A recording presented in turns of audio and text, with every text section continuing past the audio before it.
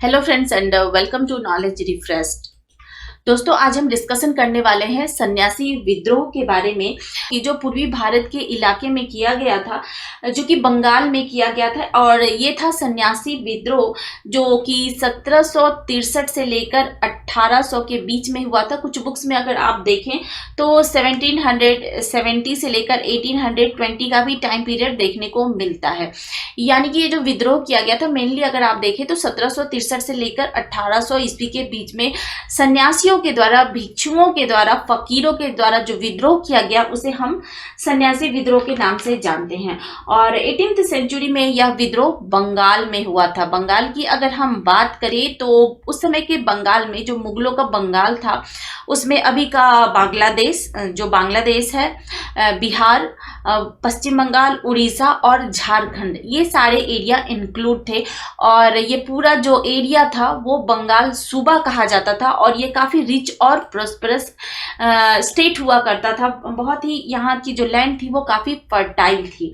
लेकिन अंग्रेजों के आते आते ये इसकी दुर्दशा अंग्रेजों के द्वारा ऐसी की गई कि टाइम टू टाइम यहाँ पर सबसे ज़्यादा विद्रोह किए गए। और इसका उद्देश्य अगर हम बात करें तो कोई भी घटना अचानक से नहीं होती, इसके पीछे बैकग्राउंड में बहुत सारी चीज़ें चल रही होती है, तब जाकर उसकी परिणति किसी विद्रोह के रूप में होती है। और सन्यासी विद्रोह को हम 1857 का पूर्वगामी विद्रोह भी कह सकते हैं। यानी कि 1857 में जो विद्रोह किया गया अंग्रेजों के खिलाफ, उसके पहले सन्यासी विद्रोह और बहुत सारे ऐसे विद्रोह पहले भी हो चुके थे।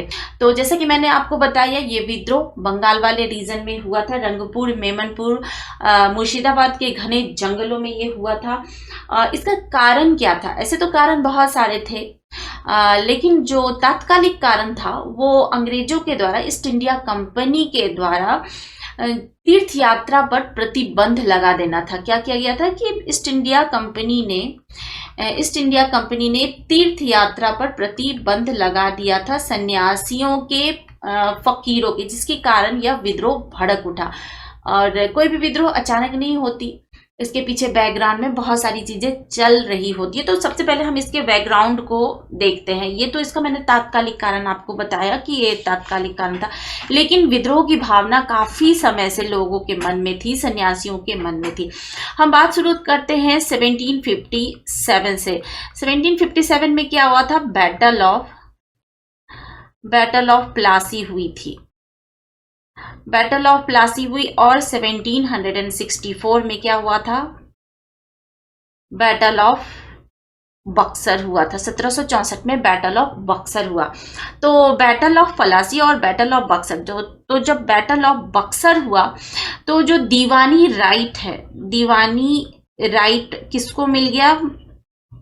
बिहार, बंगाल और उड़ीसा का दीवानी राइट मिल गया था ईस्ट इंडिया कंपनी को।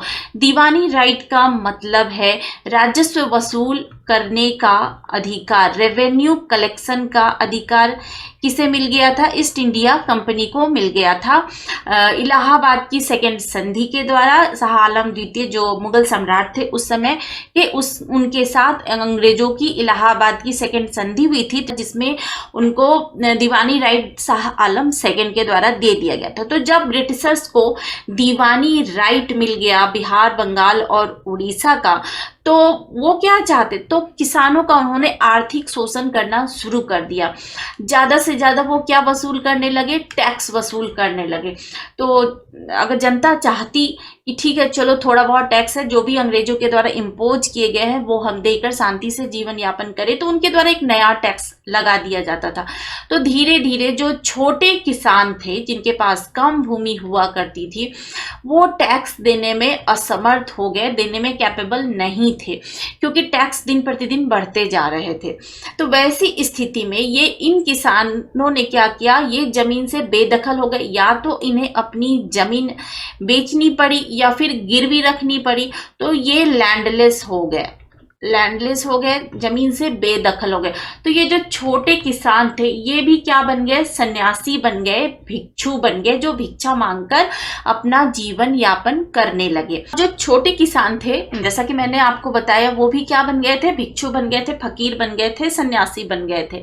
तो पहले क्या किया जाता था कि जो जमींदार थे जमींदार, उनके द्वारा इनको दान दिया जाता था। इन भिक्षुओं को, साधुओं को जमींदारों के द्वारा दान दिया जाता था, जिससे ये अपना जीवन यापन किया करते थे, अपना गुजर बसर किया करते थे। तो जो छोटे किसान थे जो लैंडलेस हो गए थे, और साथ ही साथ आपको ये भी पता होगा कि 1770 से 1772 तक बंगाल में भीषण अकाल पड़ा था, फेमाइन आया था, जिसके कारण बहुत सारे जो लोग थे गांवों से शहर की ओर पलायन कर रहे थे जीवन यापन के लिए, रोजी रोटी के लिए। तो जो जमींदारों के द्वारा जब इन्हें दान नहीं दिया जाने लगा, जैसा कि मैंने आपको बताया जमींदारों के द्वारा इन्हें दान दिया जाता था, और ये परंपरा आज से नहीं पीढ़ियों से चली आ रही थी, पीढ़ियों से जमींदारों के द्वारा सदियों से चली आ रही थी। इन सन्यासियों को दान दिया जाता था, जिससे ये अपना जीवन यापन करते थे। लेकिन जब ईस्ट इंडिया कंपनी आई तो बहुत ज्यादा टैक्स किस पर इम्पोज कर दिया गया? जमींदारों पर भी इम्पोज कर दिया गया।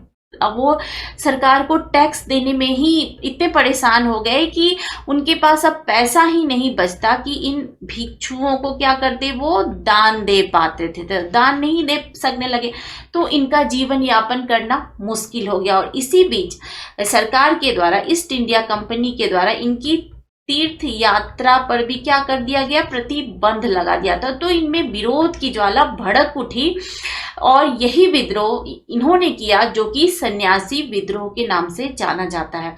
और सन्यासी विद्रोह का जिक्र बंकिम चंद्र चटर्जी ने अपने उपन्यास आनंद मठ में भी किया है। उसमें डिटेल में इसके बारे में डिस्कशन किया गया, और 1947 तक आनंद मठ पर ब्रिटिशर्स के द्वारा प्रतिबंध लगाया गया था। और जब 1947 में देश आजाद हुआ तो आम जनता के लिए ये बुक अवेलेबल हुई। तो जैसा कि मैंने आपको बताया कि तीर्थ यात्रा पर जब प्रतिबंध लगा दिया गया तो इन सन्यासियों में विरोध की भावना धधक उठी, और ये क्या करने लगे, जो जमींदार थे, जो अंग्रेजों के फेवर के जमींदार थे, उनको लूटना शुरू कर दिया।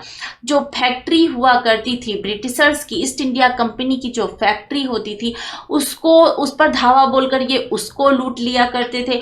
और जो सरकारी खजाना था, यानी कि ईस्ट इंडिया कंपनी का जो खजाना था, उसको ये लूट लिया करते थे और अपना जीवन यापन करते थे। और सरकारी रिकॉर्ड की अगर हम बात करें कि यानी कि ईस्ट इंडिया कंपनी के रिकॉर्ड में इन्हें डाकुओं की संज्ञा दी गई थी। उन्होंने कहा था कि ये डाकुओं का एक दल है जो 50 से लेकर 1000 की संख्या में आते हैं और लूट मचाते हैं और धन संपत्ति लूट कर ले जाते हैं और अपना जीवन यापन, तो इन्हें डाकू दिखाया गया, जबकि ऐसी बात नहीं थी। ये सन्यासी थे, भिक्षु थे, जिनको जो भी दान पुण्य मिला करते थे जमींदारों के द्वारा, वो मिलना बंद हो गया था। और बहुत सारे, जैसा मैंने बताया, छोटे किसान थे जो भिक्षु बन गए थे और इन्होंने सोचा कि ये अपना जीवन यापन करेंगे भिक्षा मांगकर, और उस पर से तीर्थ यात्रा पर भी अंग्रेजों के द्वारा इनके प्रतिबंध लगा दिया गया था। और इसके प्रमुख नेता की अगर हम बात करें तो इसमें भवानी पाठक, मूसा शाह, मंजर शाह, देवी चौधरानी का नाम प्रमुखता से आता है।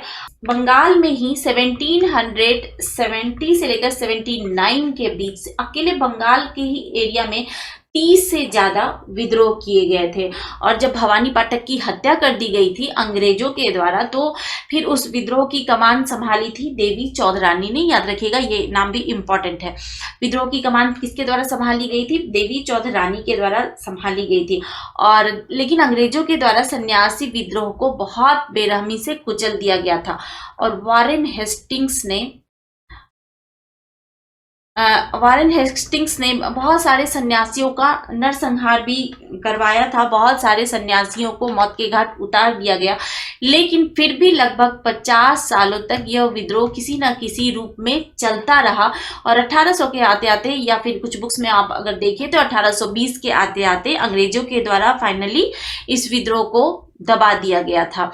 तो आप इसको 1857 का पूर्वगामी विद्रोह भी कह सकते हैं, क्योंकि उसी समय से धीरे धीरे विद्रोह की ज्वाला लोगों के मन में धधक रही थी। अंग्रेजों के द्वारा जो भी कदम उठाए जा रहे थे, क्योंकि लोगों के मन में कहीं ना कहीं ये आ रहा था कि अंग्रेजों की जो शोषण की नीति है, उनकी जो आर्थिक नीति है, उसकी वजह से हमारी ऐसी हालत हो रही है। और उस पर से जब बंगाल में अकाल पड़ा था, तभी भी लोगों के मन में विरोध की भावना धधक उठी, और बहुत सारे में छोटे छोटे विद्रोह होते रहे थे सन्यासी विद्रोह के बाद भी।